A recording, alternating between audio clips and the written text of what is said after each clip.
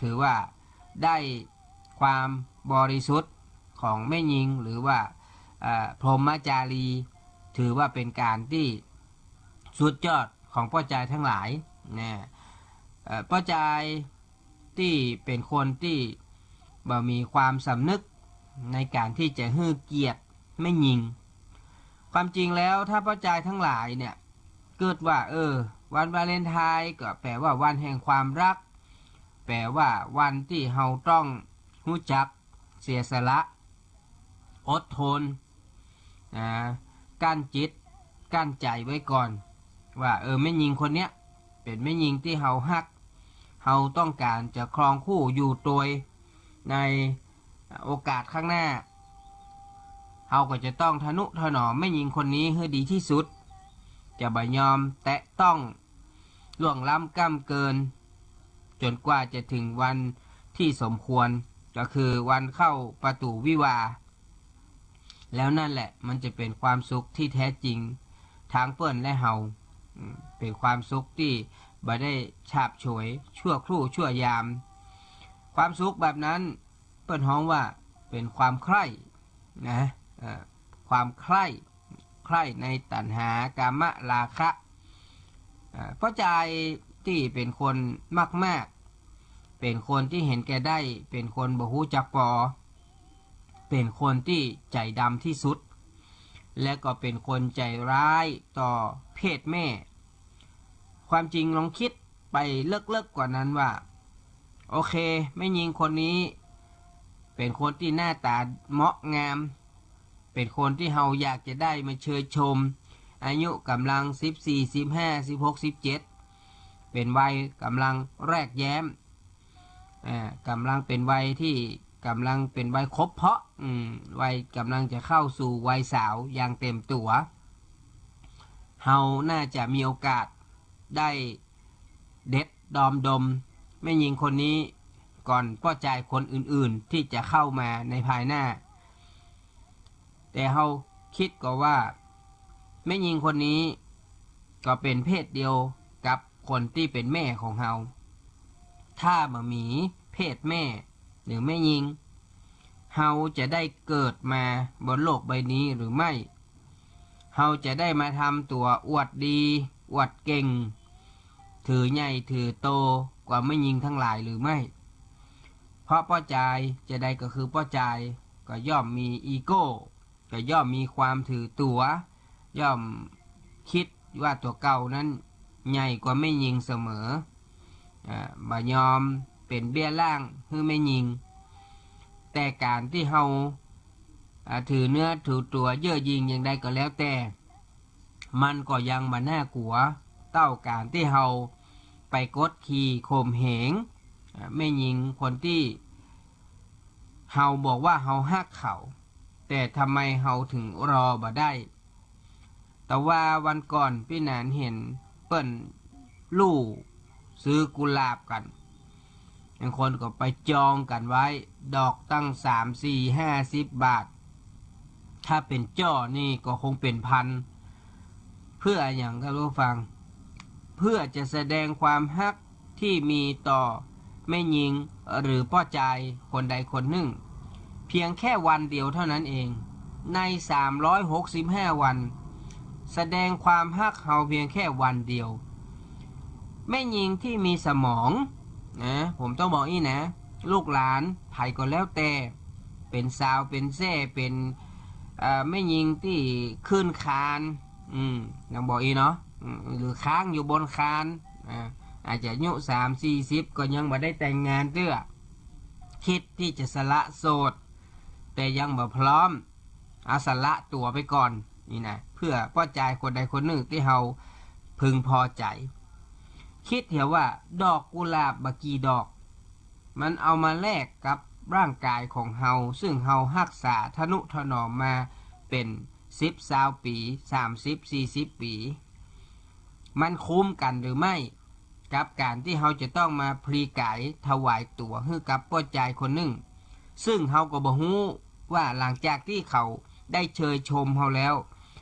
ความฮักความพึงพอใจเขาจะยังคงอยู่เสมอต้นเสมอปลายหรือไม่ 365 วันปีหนึ่งคือ1วันวาเลนไทน์14 กุมภาแต่ที่เหลือ355 วันความรักที่เขาพร่ำบอกเฮาในวันวาเลนไทน์นั้นเขาเคยได้แสดงออกคือเฮาหันหรือไม่ตลอดระยะเวลา355 วันก่อนจะถึงวันวาเลนไทน์เขาเคยบอกฮักเฮาสักกี่ครั้งใน1 รอบปีแล้วเฮาจะเอาอย่างมาเป็นเครื่องการันตีรับรองว่าความฮักที่เขาพร่ำเพ้อพรรณนาเป็นบทเป็นกลอนเป็นจะเป็นนะเป็นเรื่องเป็นราวให้เฮาฟังว่าเขาฮักเฮาเขาบูชาเฮาเหมือนกับเป็นเทพพระเจ้าเฮาอยากได้หยังเฮาบอกเขาได้เลยเขายินดีที่จะทำตามจะให้ข้ามน้ำข้ามทะเลแม้แต่เดือนแต่ดาวถ้าขึ้นไปได้ก็จะไปเอามาฮื้อกำอู้ของพระจายทั้งหลายที่ต้องการอยากจะได้เชยชมเรือนร่างของแม่หญิงเขาก็อู้กำม่วนกำหวานสารพัดสารเพเพื่อต้องการหลอกล่อให้แม่หญิงทั้งหลายซึ่งเป็นไก่อ่อนซึ่งเป็นคนสมองน้อยนะเชื่อและหลงคารมของเขาบางคนบอกโอ้พี่แหนนใช้คำว่าสมองน้อยเนี่ยมันใครรุนแรงเริ่มไปมันก่อนนั่นแหละครับผมมันจะอยากใช้คำอื่นเดี๋ยวมันไปกระทบกับคนอื่นเปิ้นสมองน้อยก็คือสมองขี้เลื่อยมันกึดอย่างบ่ค่อยได้นะกึดอย่างบ่ค่อยออกเปิ้นว่าได้ก็ว่าตัวเปิ้น เปิ้นอู้ย้ายกับเจื้อเปิ้นถ้ามากึดถึงกรรมโบราณด้วย ฟังหูไว้หูนะฟังอย่างก็จะไปฟังเจื้อคิดพิจารณาก่อนอย่างพี่แหนนอู้ไปเนี่ยว่าในหนึ่งปีเนี่ยเขาเคยไปมาหาสู่เคยมาดูแลเคยมาแสดงความมีน้ำใจแสดงความฮักต่อเฮาสักกี่ครั้งจดหมายเฟซไลน์เป็นบทเป็นกลพรรณนาความฮักส่งให้เฮากู้วันก็มันก็จะเหมือนความฮักทั่วไปท่านผู้ฟังเปิ้นบอกว่าไม่มันเป็นช่วงโปรโมชั่นนะมีทั้งซื้อแล้วก็ลดถ้าแถมซื้อลดแถมให้นะเพราะหลังจากหมดโปรโมชั่นก็คือทุกอย่างจบปิกไปสภาพเดิมราคาใดก็ราคานั้นมีการลดการแถมมีการฮื้อคูปองสิทธิพิเศษอย่างทั้งนั้นเหมือนกับว่าเขาอยากได้สิ่งนี้เขาก็เลยต้องลงทุนทุ่มทุนนะอุตส่าห์ไปซื้อไปจองดอกกุหลาบดอกเป็น50เป็น100บางดอกมาจากเมืองนอกเมืองนาแล้วก็สิ่งที่ทางเจ้าหน้าที่เปิ้นเป็นกังวลที่เปิ้นออกไปตรวจสอบก็คือเรื่องของการที่กลัวว่าจะมีสารฟอร์มาลีนที่เปิ้นเอาไปแจ้ดอกนะทำให้ดอกมันมีความสดอยู่ตลอดข้ามวันข้ามคืนเปิ้นก็พยายามสุ่มตรวจอยู่นะครับถ้าพ่อค้าแม่ค้าคนใดคิดจะเอาเปรียบลูกค้าโดยการเอาดอกกุหลาบงามๆของท่านใช้ฟอร์มาลีนพ่นก็ดีฉีดก็ดีแจ้ก็ตามขอให้คิดให้ดีถ้าเปิ้นจับยับได้ท่านจะต้องถูกลงโทษนะครับตามกฎหมายบ้านเมืองฉะนั้นถามว่าถ้าเราจะให้ความฮักกับไผสักคนหนึ่งส่วนตัวพี่นันนะพี่นันเคยซื้อมาเป็นกระถางเลยเป็นต้นนะเอามาฮื้อนะครับเอาเปิ้นไปดูแลรักษาเอาน้ำไปหดแล้วดอกกุหลาบดอกนั้นน่ะที่ผมเคยฮื้อภรรยาผมหลายปีละมันก็อยู่มาเมินนานเหมือนกันพอดีผมย้ายหอดอกกุหลาบนั้นก็ไม่ได้เอามาโดยหรือว่าอย่างใดก็ไม่รู้พอย้ายออกจากดินมันก็ตายนะครับเพราะว่าเปิ้นอยู่ในดินหลายปีอันนั้นถ้าเอาจะฮื้อกันได้แต่มันต้องไปซื้อดอกเป็น50เป็น100ก็ได้ครับซื้อมาเป็นกระถางเลยต้น3-40 บาทอยากได้4อย่างก็ไปเลือกเอาครับมาเลอะไปดูตามกาดที่เปิ้นขายดอกไม้ต่างๆหรือว่าไม้ประดับ เฮาไปฮื้อเปิ้นดูแลรักษากันก็เหมือนการบ่มเพาะความฮักของคนสองคนถ้าเปิ้นฮักเฮาเปิ้นก็ต้องดูแลต้นไม้ให้เฮานะต้นไม้มันก็ได้รับการดูแลมันก็จะออกดอกออกผลเฮาได้หันทุกวันนะทั้งความเจริญเติบโตของมันเฮาได้หันมันผลิดอกออกมาเบ่งบานรับแสงอาทิตย์นะในยามขวายขวายทำให้เฮามีความสุขว่าป้าจายคนนี้เป็นคนที่ฮักเฮาเต้นะรอได้และพร้อมที่จะอยู่เคียงข้างเฮาไปตลอดชีวิตไม่ยิงสิ่งสำคัญที่สุดก็คือพรหมจารีหรือว่าพรหมจรรย์ที่เคยอู้อยู่เสมอว่านั่นคือหัวใจสำคัญของแม่ยิง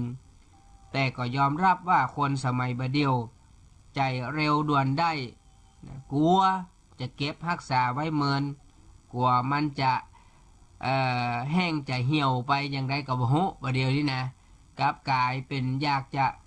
พีกายถวายตัวโวยอายุ14-15ยังมาถึงก็ขยากจะฮื้อป้าจายเชยชมนะมดก้าบ่มีลากาอย่างเลยท่านผู้ฟังเปิ้นบอกว่าไม่ยิงเนี่ยยิ่งปิดยิ่งดีป้าจายยิ่งเปิดยิ่งดีคำว่ายิ่งปิดยิ่งดีก็หมายความว่าจะใดหมายความว่าไม่ยิงเนี่ยเปิ้นสอนฮื้อรักนวลสงวนตัวนะฮื้อเก็บเนื้อเก็บตัวฮื้อดี อย่าไปปล่อยร่างกายฮื้อไข่มาแตะมายุ่งได้ง่ายนะนะครับปกปิดไว้ยิ่งป้อใจอยากให้หู้ให้หันเขายิ่งต้องปกต้องปิดไว้นะจนถึงวันที่เขาสมควรที่จะ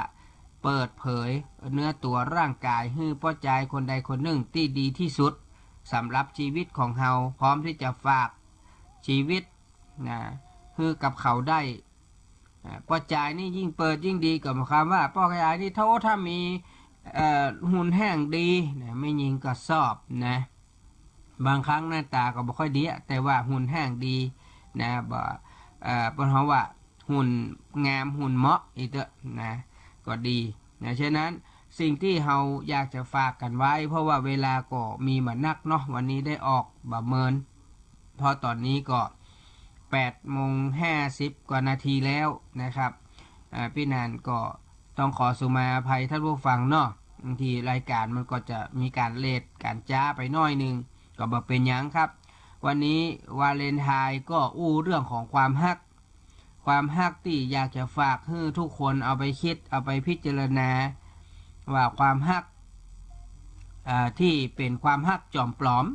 ความฮักที่แฝงด้วยยาพิษด้วยคำหลอกลวงมีน้องๆไม่ยิงหลายๆคนลูกหลานหลายคนที่ต้องเสียผู้เสียคน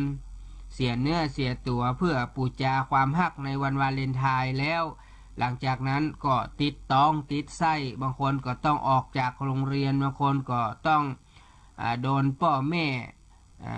ประณามยามหมิ่นจนอยู่บ่ได้ต้องเตลิดเปิดเปิงออกไปจากบ้านจากจองเพื่อมาสำนึกเกิดได้แห่งกรรมก่อวันเวลาผ่านไปเป็น10ปี